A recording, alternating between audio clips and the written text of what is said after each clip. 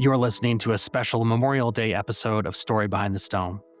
Next up, my colleague Matthew Stewart sits down for an exclusive fireside chat with AJ Orlikoff, the director of programming at DC's iconic Historic Congressional Cemetery. Fresh off his provocative article Adapt or Die, AJ challenges us to radically reimagine how we activate history for a modern audience. Let's head back out to the Military Women's Memorial for this fascinating conversation.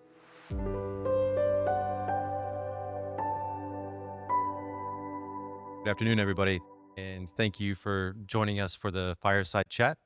We might be lacking a fire, but with the weather we're having, I think we can use our imagination. Thank you for joining us today for this very special live edition of Story Behind the Stone. We're very excited for you all to be here with us. Whether you're sitting with us here, live in the room at the Military Women's Memorial at the footsteps of Arlington National Cemetery, or listening to the podcast later on via Reads Across America Radio, we're really happy to have you along with us for this conversation today. Today, we're tackling a challenge that sits at the very heart of public history, museum education, and remembrance. The question we're tackling is how we keep the legacies of our veterans alive in this fast-changing modern world without losing an ounce of the dignity and reverence they earned. Today, our guest is uniquely qualified to help us answer that.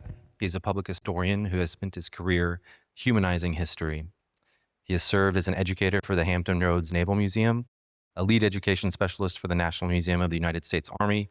And today, he's the director of programming at Washington, D.C.'s iconic Historic Congressional Cemetery. Recently, he published a provocative article for American Cemetery Cremation titled Adapt or Die, where he challenges all of us to rethink how we engage the public in sacred spaces. Please join me in giving a warm welcome to AJ Orlikoff. AJ. Thank you, Tony. Yeah, and thank you so much, Matthew, and thanks to everyone at Memory Anchor for having me. And really just want to compliment the amazing panelists we just had, and just your work on the panel and your introduction. Everything was just so wonderful. So just thanks so much for the work you're doing. It's incredible. Yeah, fantastic. Thank you. So I guess to get us started, context is key. Can you give us a little bit of information, I guess, more than the little blurb I just said about yourself, about your past and your current role as director of programming? Sure. Yeah, absolutely. I'll do it pretty briefly. But really, I mean, director of programming, whatever job title I have, first and foremost, I consider myself an total and complete history nerd. I gotta say, it's been a long time, been a passion for me. I grew up in a military region. I was born in Norfolk, Virginia, home of the world's largest Navy base. And so I grew up in sort of the shadow of, aircraft carriers being built. And I was always fascinated by the military. I'd had family members who served. And when I went to school and going through school, I realized I just loved it. And so I decided to try to make a career out of it. And so it's been really rewarding being able to work as a contractor for two military museums, Army and Navy. And when the opportunity came at Historic Congressional Cemetery to lead up their programming, I thought it was an amazing opportunity to continue that. And so as director of programming, what I'm really responsible for is the entire programming slate, we say, at the cemetery. At the core of it is, how do we engage the public with these important stories and legacies of the past, and of course, including veterans? How do we present that to people? How do we present the cemetery as a resource for people to come to, engage with, and get something out of it? And whether that's for history or another reason, that's what I do. I make sure that the living people that are coming to the cemetery are coming there to have a rewarding and fulfilling experience, and for whatever reason that brought them there. Thank you. I can't imagine growing up near a shipyard. I'm from a landlocked state, Kansas, and so it's completely alien to me. Only place in the world that builds them. Yeah. On America. So to kick off the discussion, you have, as you just discussed, a rich background working in traditional military museums like the National Museum of the U.S. Army. And so how does interpreting military history in the four walls of a museum change when you move to a historic burial ground like the Congressional? Well, it's a really great question. And, I'm going to do now what I do on all of my tours and how I train our docents to give tours of the cemetery, is that I want to challenge everybody to rethink how they're thinking of cemeteries like Congressional Cemetery, like Arlington, like others. And that, yes, of course, they're burial grounds, they're graveyards, right? But they're very, very much like history museums, except they're not curated by a museum professional. They're curated by the people who lived the history. And so when we're going through there and we're unlocking the cemetery's resources, historic resources through our methods, through our programming, through our interpretation, in doing that, we really much are treating it like a museum. And I'm a museum professional, right? So of course, that's how I'm going to treat these. I view the graves almost as these portals into the past. It's this window that we can open and we can explore and we can understand and we can challenge ourselves. And I just relish. That's exactly what I want public history to do and what I think it can do. I think at a cemetery, we're afforded a really rare opportunity to use those portals to educate about them and about these people who lived in their lives. But I say that, right? We do have a saying at the cemetery. I'm not sure if they have one similar in Arlington, but the cemetery has a place of reminding you what it is, and that it is a cemetery. Everything that I said, does have that caveat, and some quite literal and some more figurative. For example, we have no climate control. We're at mercy of the weather for any program we do. That's very fun, by the way. You can imagine for every program worrying about the weather. But it also is a place where, because it is curated by the people who live the history, you do have to have a sense of place of where you are and to understand that these legacies are important things. It's important when you're in a museum and you see somebody's artifact on the wall or some of their piece of clothing, a piece of equipment, a weapon. It could even be a map. You have to be sensitive to that. At the graveside, you have to be even more careful because that's a tremendous responsibility you have at somebody's graveside to talk about their legacy. And so it's both like and unlike a museum almost in equal parts. And so it's been really interesting. I've been there about 4 years now. And in that 4 years, I've learned a lot on how to work with a historic cemetery as a public historian. I can imagine, yeah. And I really like the analogy about the portals as well. I think that even just walking through there yesterday with my colleagues, we Yeah. kind of felt that gravitation and the ability of maybe stepping back into time and experiencing these people's stories, even just for a moment. Exactly. Yeah. Exactly. In your article that I introduced, Sure. you use a very provocative title, Adapt or Die. And Yeah. for those who haven't read it, what's the central crisis that you lay out that cemeteries are facing? Really what I was trying to do in Adapt or Die is I was trying to highlight something that I know I had noticed.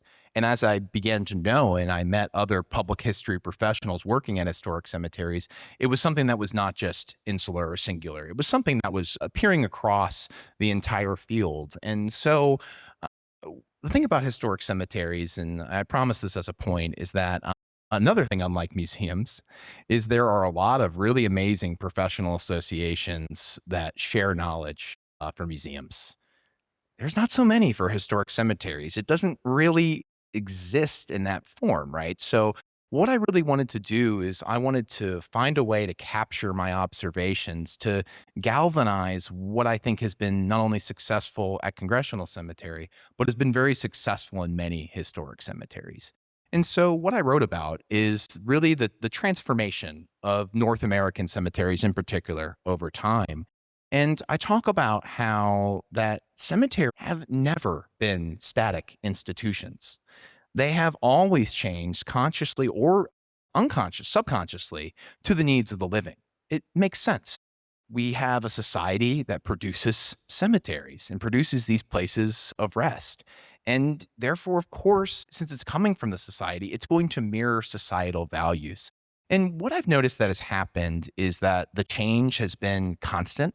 They've always been changing. You can go from the very beginning, such as when Historic Congressional Cemetery was founded in 1807, That was more of a sort of a churchyard layout with these rigid lines. In the 1830s and 40s with Mount Auburn, you get the rural cemetery movement, this return to nature. But then, oh, no, no, no, then you got to have more space and it's got to go out. So then you have pastoral cemeteries, these pastoral retreats in nature.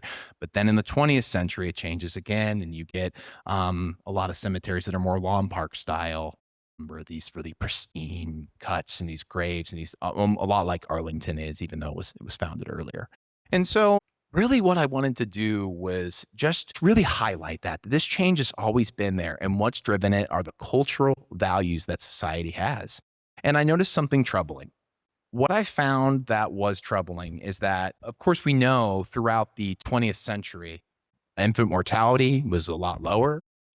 Death becomes a lot less present in people's lives. You go back to the Victorian times, their public expressions of mourning are so vivid to us. They wear black, they stop the clock at the time of someone's death, and they, and visited cemeteries. They were places you visited and activated and picnicked in because it was urban green space and all of those things. And, I really found, though, is that death, as it became more absent from people's lives, which is a good thing, right? Of course it's a good thing. No, you don't have every child, one of every two children, I think in 1750, was dead before the age of 12. It's hard to imagine for us. And so I think because of that, you see the rise of the death care industry to compartmentalize death, to take it away from people's reality. And so death becomes this thing that's not experienced as often. And when you do experience, it's compartmentalized within the funeral home and within the cemetery. It's not a place you visit anymore. It's a place you go, you bury your loved one, you cry and you're sad. Maybe you'll visit occasionally to remember them.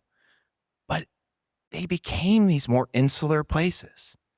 And this isn't true universally. There's some cemeteries, particularly Arlington, has always been so activated. But really what I found is that we're at a moment where we need to go back to what the Victorians were doing. And that is to activate the spaces of death, to be more aware of them, to learn the history, to learn the narratives. And in doing so, again, one, we're honoring veterans, we're honoring the past, but we're also making our lives better by learning about them and also being a little more in touch with death to inform how we live our lives. And so I think that gets to the crux of what I was saying, is that many cemeteries are changing. Congressional is one of them. I'm proud to be part of that change, but many, many other cemeteries have made this choice to have active programming to serve the living audiences that are part of the communities. And what I'm very afraid of, and what I was trying to write about, is not every cemetery is doing that. And I do not want to see cemeteries become these insular places nobody goes to, that nobody learns these stories in. And so that's why I wrote the article. And talking about that attraction of bringing people, I guess, closer to death. In your article, you emphasize today's cemetery programming specialists need to adapt to postmodern audiences. How do you define a postmodern audience, and what are their expectations when they step into a cemetery? I promise this is not going to be a diatribe on postmodernity. We've all had enough of that. But just to briefly explain it, is that this idea of modernity that really comes out of the 20th century is this idea that everything can be knowable. Knowledge can be compartmentalized, it can be captured, it can be actionable, and it's this great thing, and you write the book on this person and it's done, and that's the last word, and everything's knowable, and we can master it. And part of that, is a lot of other things in the 20th century spring for that. But in the postmodern thought, which just really comes into vogue, I think, more in the 80s and 90s, and we're definitely now in the postmodern age, is that it's kind of a thing where not everything is not knowable, and that there is some ambiguity and there is some subjectivity. And instead of these grand sweeping narratives, there's some pastiche to it. There's a little more lightness to it. There's a little more creativity in how people want to be engaged. And so that means, of course, the postmodern audience is very much different from what the modern audience was. And cemeteries and museums have often been built still for the modern audience. The postmodern audience, which is particularly skews younger, we're still in sort of that sort of the transition, I think, fully. But really, that means that they're increasingly online, increasingly engaged with digital means. The postmodern audience is one that maybe doesn't need like neat and nice answers. They don't need these sweeping grand narratives. They're just looking for meaning and authenticity. That's a word that our panel said earlier a lot. And I think that's a really powerful word because right now, the postmodern audience, society is so ephemeral. We're so digital. We're not as socially ingrained with each other as we used to be. Society's more transient. We're less attached to our communities. And yet at the same time that we're increasingly online, I feel like audiences are crying out for something more authentic. They're starved for these experiences. So I really think that provides public historians, and particularly public historians, cemeterians like myself, a real opportunity to jump into there and provide something authentic for people. And we're going to come back to those authentic opportunities and experiences in just a minute. But before we get there, I want to talk to you about traditional interpretations Sure. of cemeteries and how traditional military education often focuses on more broad strokes education, troop movements, high-ranking generals. And we're talking about these modern audiences.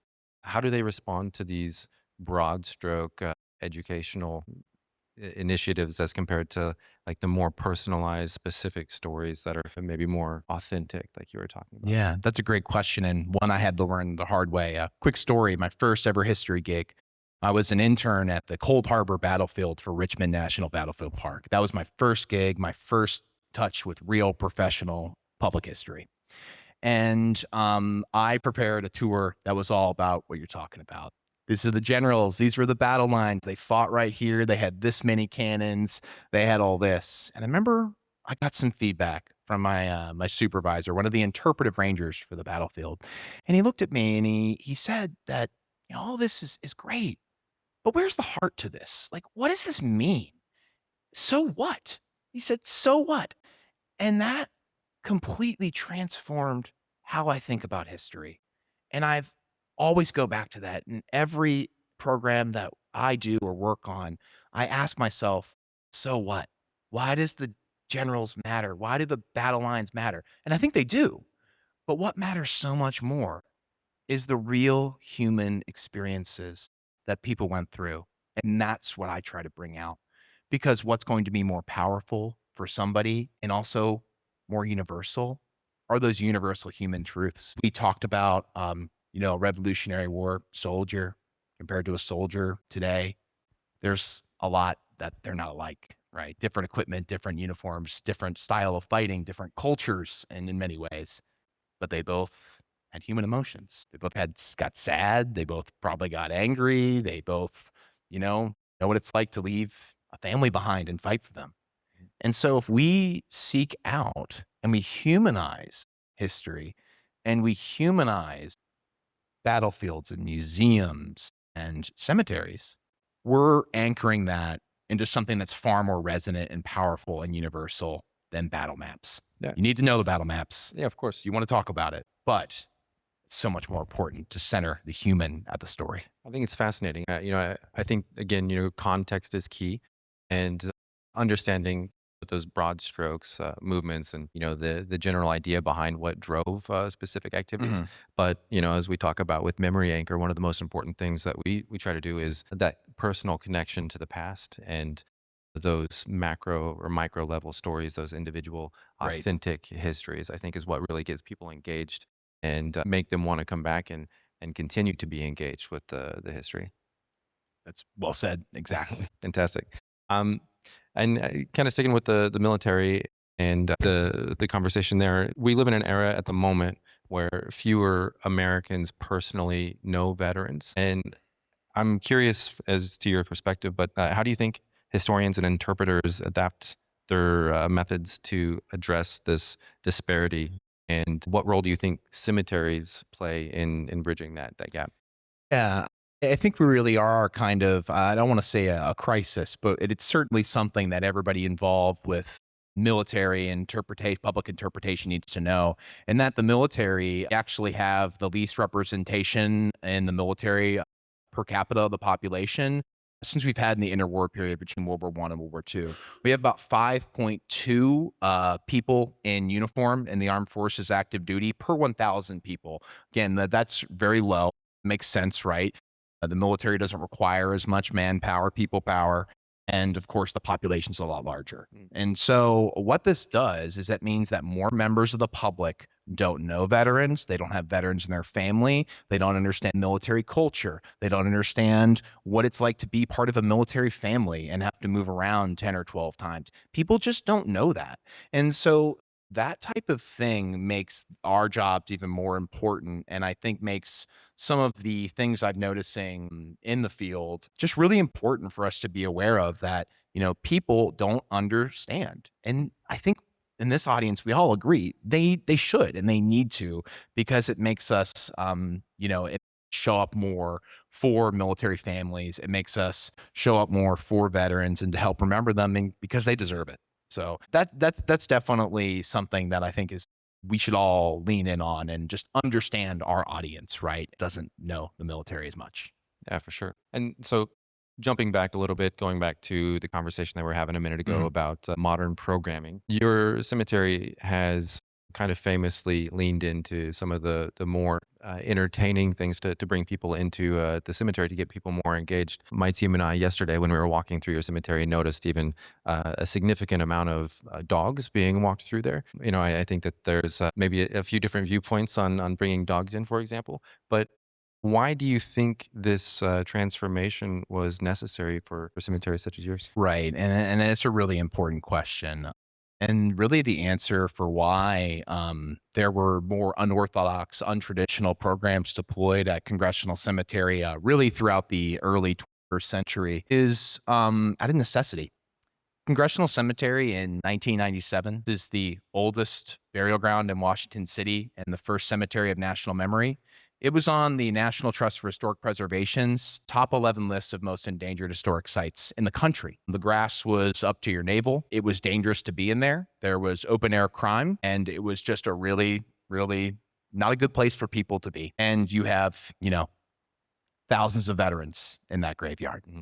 And the grass is so high you can't even see their name. And so this was a real crisis. We were really in danger of losing Congressional forever, possibly, and this history gone. But what happened is the community stepped up. It's a really amazing comeback story. And part of that community of these people who started coming to the cemetery for the right reasons, either they had family members buried there, or they were mostly just local neighbors who realized, oh my gosh, we have this amazing cemetery here. Look, we're walking our dog and we came in here and we noticed there's open air crime and the grass is tall, and what can we do? And so what that did, this is really in the late 80s, early 90s, it led to the cemetery being filled with people in the community, and those community members cared about the cemetery. Someone to call the cops on the open air crime, someone to organize the first community cleanup days. And indeed, the Canine Corps, which we have now, sprang from that. And so today we do have a dog walking program, but it is not inaccurate at all to say that dogs saved the cemetery. And they're a really important part of our community and our institutional history. So definitely, I think I understand if anyone says like, you have dog walking in the cemetery, that's so disrespectful. That's just so improper. But what I think in the case of Congressional is what's more dishonorable for veterans? Is it having, completely headstones toppled, destroyed, overgrown, dangerous cemetery that nobody visits unless they're there for a bad reason? Or do we want dogs frolicking in an urban green space and neighbors coming and filling the space full of joy for the living and vibrating with life? And so that really kind of, that's one of our more notable programs, but really it all springs from the community. I mean, honestly, it kind of brightened our visit yesterday as well. It was a lot of fun to walk through there and see the various dogs, and we got to meet a lot of them. It was kind of fun. But, and we have veterans that choose to be there because it is filled with dogs. We buried a few last year, so some people seek it out. Definitely. And so, I mean, not only do you have the dog, the Canine Corps, but also, I mean, you host 5Ks. There's movie nights. There's book groups.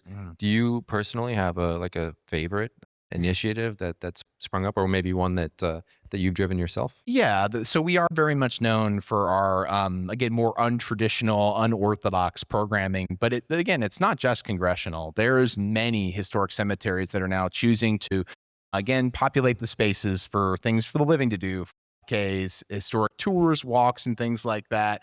But particularly, my favorite program that I get to work on is something called Soul Strolls. This is live, outdoor, immersive, historic theater. Say that 5 times fast. In the outdoors in the cemetery in October. So we have actors playing we call them interred residents at their graveside, and they give interpretational, educational history vignettes. This is not and it's a walk in the evening where a guide will take you to each stop. And so you get this curated history experience where you can learn you can learn about the legacies of these people that are buried there.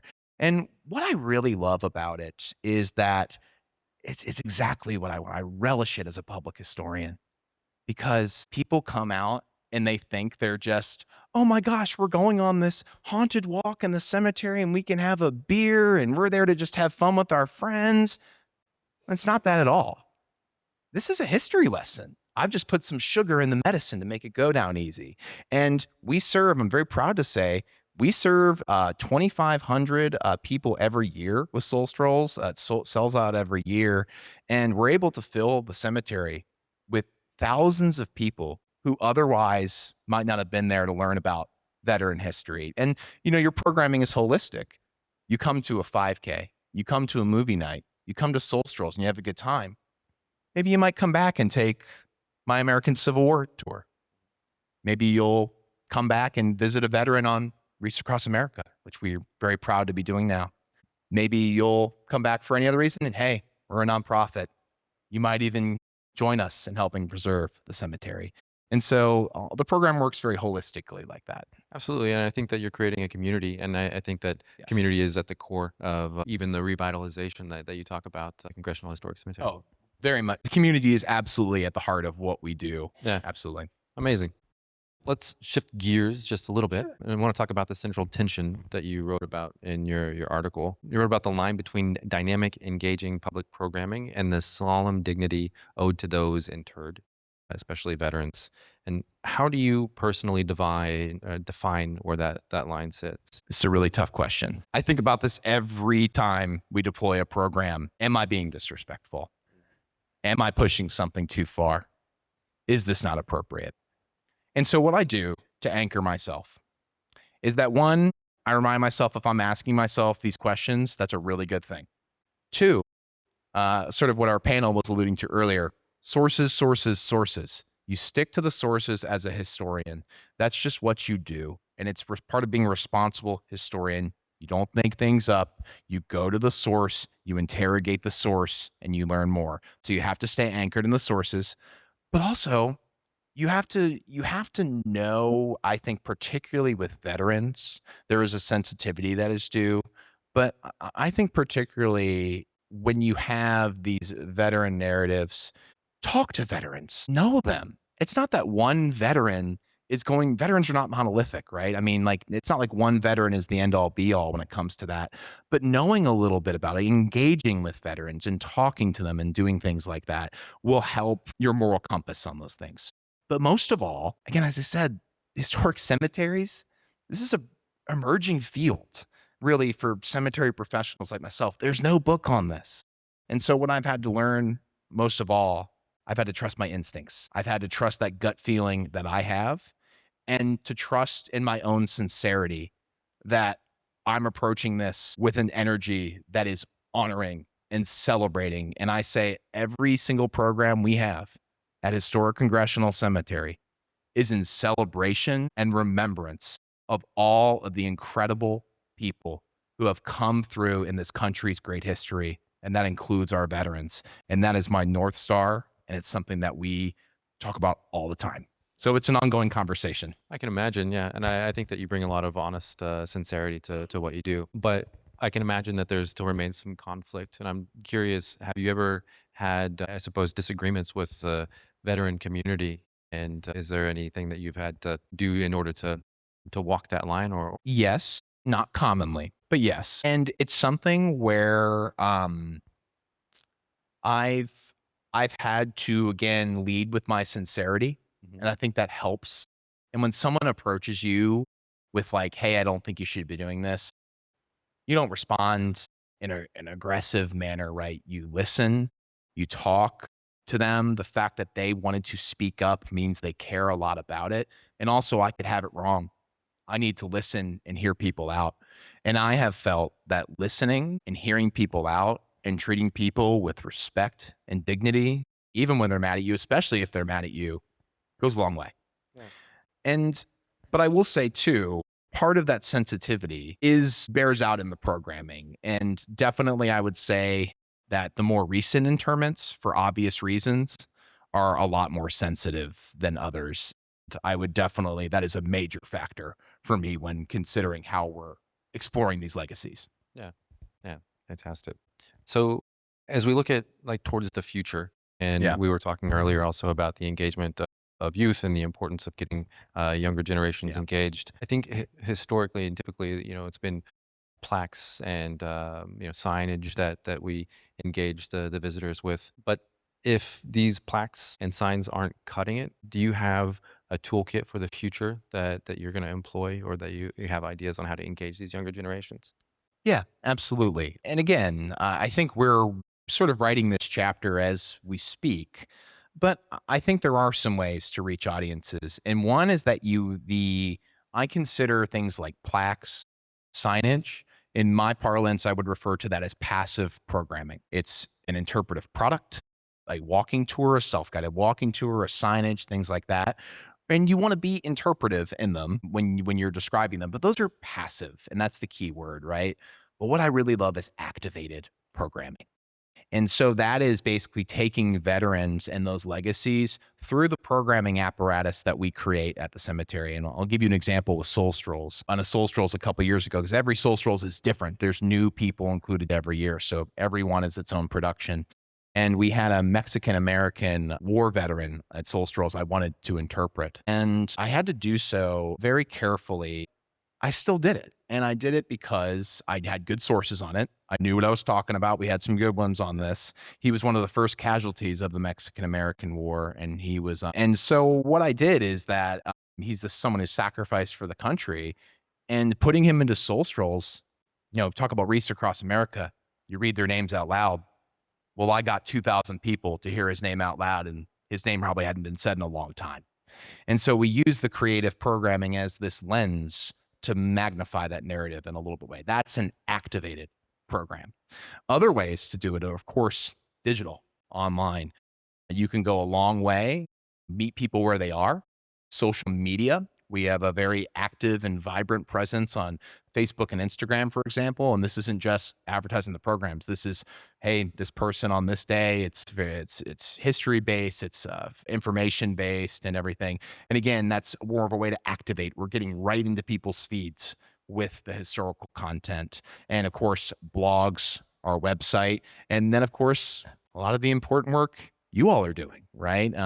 We need to find these ways to leverage digital means to enhance our storytelling, or it's just not going to reach and resonate people. People are online. We have to go where they are. Yeah, but I think that you're doing a lot of work to meet people where they are. I find it interesting that even the active programming that you're doing, I feel like that's a major philosophy for you. People that want to do a 5K, you're meeting them where they are and where their interests are. People that are online, you're meeting them Mhm. where they are, where their interests are as well. Exactly. And again, it operates holistically. Someone comes for the 5K. Well, how is that honoring a veteran? But it's going to get them to come back, Yeah. and it's going to get them to love the space like I love it. So, Congressional Cemetery itself holds the remains of veterans, as you talked about, from spanning from the Revolutionary War all the way to the more modern conflicts. How does your interpretation strategy shift between the commemorations, between such vastly different engagements? Yeah, and I alluded to this earlier, but just to really put a pin on it, right? Mm. Is that there must be a sensitivity for timing here. A veteran who was buried 10, 20 years ago, it has the living family still there. That I basically consider off limits for things like soul strolls, things that are a little more unorthodox or out there. Because unless I have, though, the specific blessing of the family and I can talk to them and I could do things about that. I have done that for recent interments, but oftentimes I try not to approach it with like soul strolls and things like that. Again, sort of just my own instinct and gut Sure. that this doesn't feel right to me, so we're not going to do it. But for the older narratives where, again, I feel like people do not know this person's name anymore. There's no family, there's no anything like that. That's a little more open for some of the creative programming, I think. But even then, last year I did a reinterment ceremony for a commanding general of the U.S. Army's Alexander McComb. And Alexander McComb, the reason, even though he died in like the 1840s, some of his remains are being studied by the Smithsonian, and they returned it. And so we had his remains. I wanted to do a reinterment ceremony. We were able to track down the family. He had active descendants, and we actually, with this ceremony last year, 2 different sides of the McComb family met. And so we were really able to, again, to try to involve the family. We're talking about someone's final resting place. Like, you really do need to make an effort, a faith effort, to engage the family when you're talking about someone's personal narrative.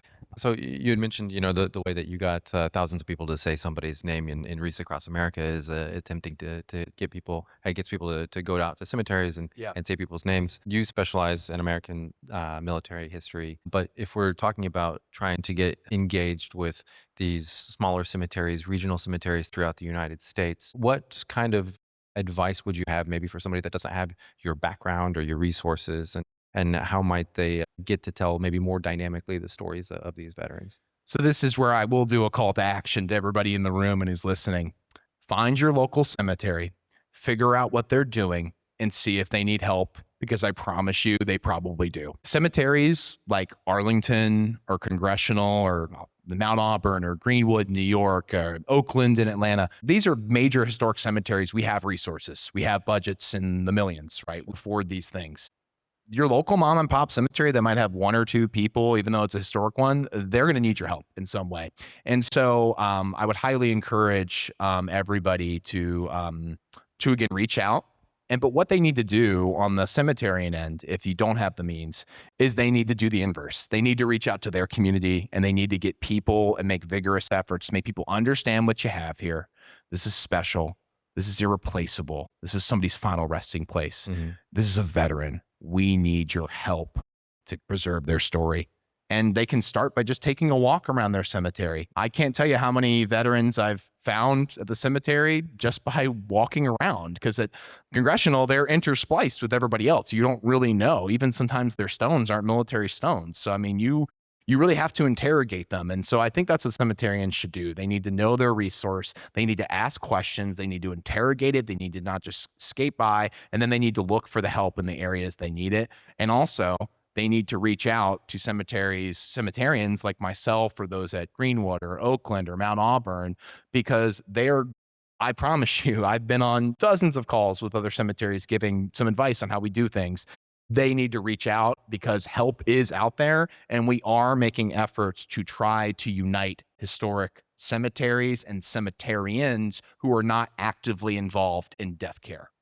Amazing. Yeah, it sounds like good work. And so I guess taking into account all of the challenges that these smaller regional cemeteries are facing, and trying to get people active, if you look down the road 10 or 20 years, what do you think cemetery programming is going to look like? Cemetery programming, in an ideal world for me, and what I think we should do, is if we do what I think we need to do, we need to activate the spaces. How do you do that? Go for museum professionals. They need to hire people who are trained or in these places that are specialized to activate them. They need to, explore things like with Memory Anchor or other things like that, where you have these digital components that are interspliced with your programming in your cemetery, so to make it more palatable and appealing to a postmodern audience.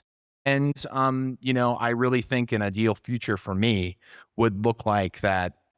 Every cemetery with this amazing history has a cemeterian who cares about the space and is invested in its success.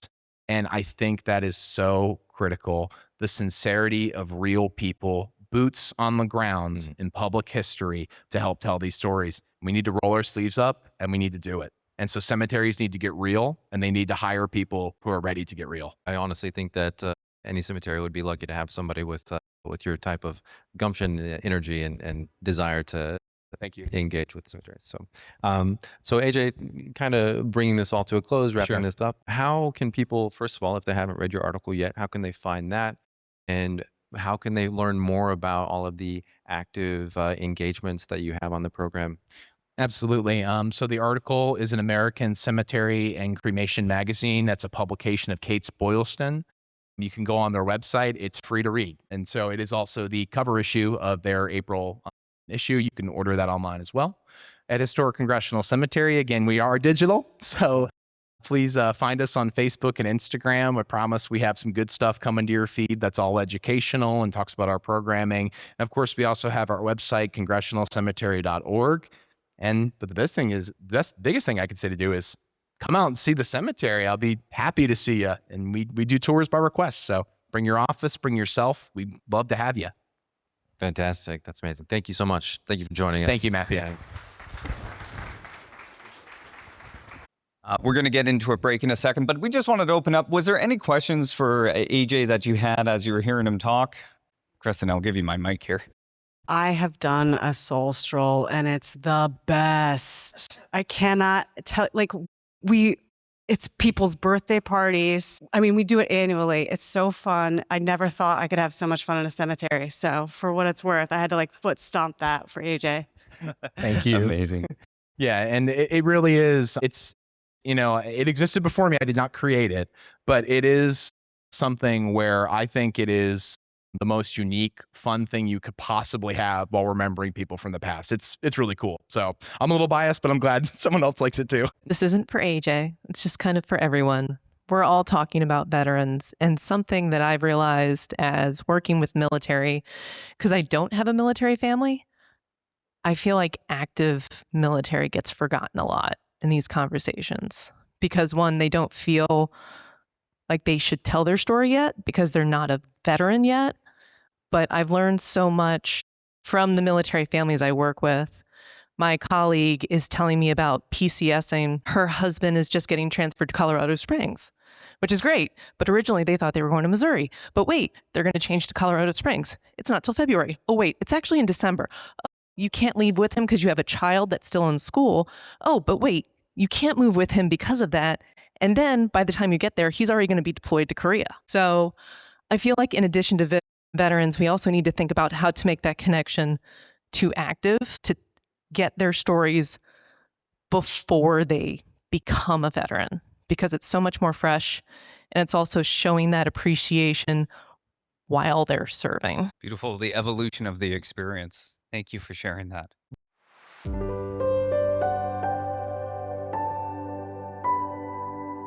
Thanks so much for tuning in. Story Behind the Stone is available on Apple Podcasts, on Spotify, and on the Wreaths Across America radio network, on iHeartRadio, Audacity, and TuneIn. Just search for Wreath. We air every Thursday at 10 a.m. Eastern on the Wreaths Across Radio Network. Thank you for tuning in.